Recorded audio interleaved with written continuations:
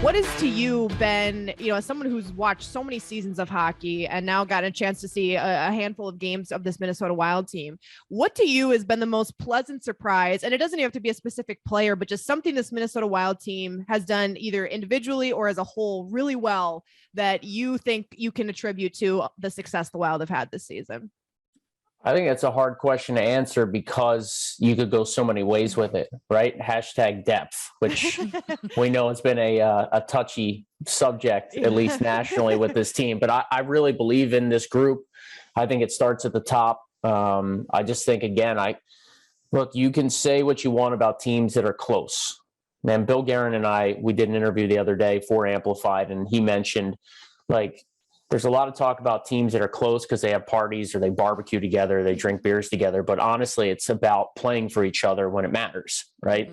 Mm-hmm. And this team, they have that. I think the communication, from what I can tell, is great from management to the coaches to the players. I think there's a giant respect factor there.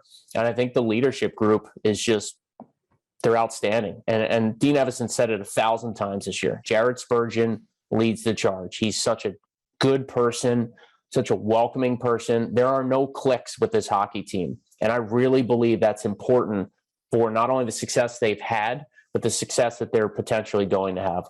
But you could look at any number of players too, Alexis. And Zuccarello, very, very underrated, I think nationally.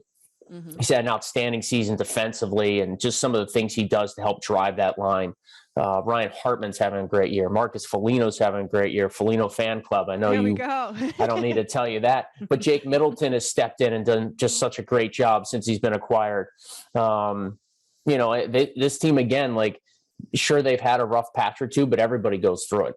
But for the most part, when their backs are to the wall or when they know they need a big performance or, hey, we got to get back in the win column tonight, this team has stepped up and delivered, whether it's been a kid like Boldy or Dewar or Duhaime, like some of these young guys shipping in, or the veteran players, filling the void, Jordy Ben coming in or John Merrill coming in and not leaving the lineup. Then, these guys have they seem to really like each other. And I don't think enough people value that. So to me, it's just sort of like a collective group effort. And that's how I'd sum up this season. They've had magic since night one when Foligno scored with 7 seconds left. Mm-hmm. You can't start a season any more thrilling of a way than that, really.